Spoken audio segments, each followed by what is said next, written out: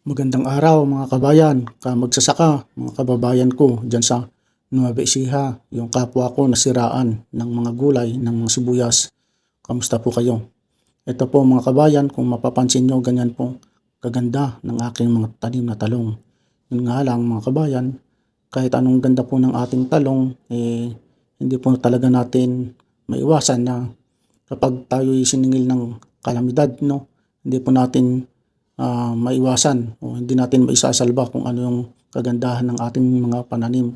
Kaya tayo kung ano man yung mga kagandahan ng ating mga negosyo or mga ating mga pananim, huwag nating ipagmamalaki, no? Kasi hindi natin alam na baka, alam nyo na mga kabayan, baka tayo yung singilin ng kalikasan, biglang mawala lahat ng ating mga pinaghirapan. Kagaya nga po nito mga kabayan, kung mapapansin nyo, napakaganda ng mga pananim ko, no? Yan po ay talagang kikita na sana kami ng malaki dyan. Kikita na kami ng aking kapatid. Talagang maganda po talaga mga kabayan. Kaya iwasan po talaga natin yung maging mapagmataas, no? Ayan mga kabayan, kung mapapansin nyo, yung mga aming mga tanim, talagang wash out po talaga yan mga kabayan.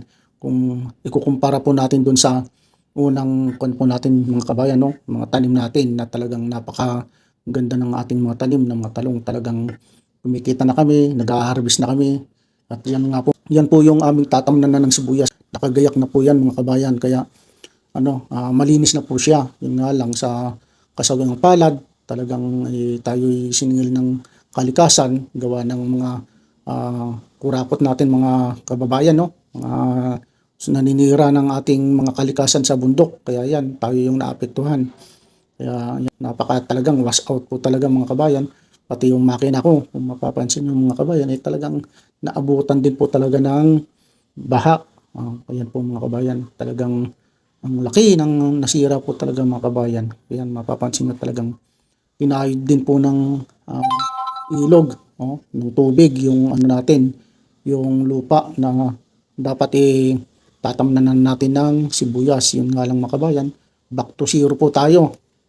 Sigurado malaki na naman po yung ating magagastos nito mga kabayan, kasi nga po sa luwang ng ating tatamnan, talagang ipapakayod uli natin, ipapatag natin yan mga kabayan, para sa ganun gumanda ulit yung kondisyon ng lupa bago po natin siya tamnan ng sibuyas. Kailangan po natin talagang magsakripisyo, magtiis, no? Ano na lang po kaya yung ibibigay ng ating gobyerno? Ano kayang magiging tulong na pwede nilang ibigay sa atin? Sana naman mabigyan tayo ng konting tulong kahit paano makabawi rin naman po tayo. Paano po mga kabayan? Hanggang dito na lamang po ang aking salaysay, no? Ingat po kayo palagi. Shoutout sa mga taga Nueva Ecija. Bangon ulit tayo. Mabuhay po tayong lahat.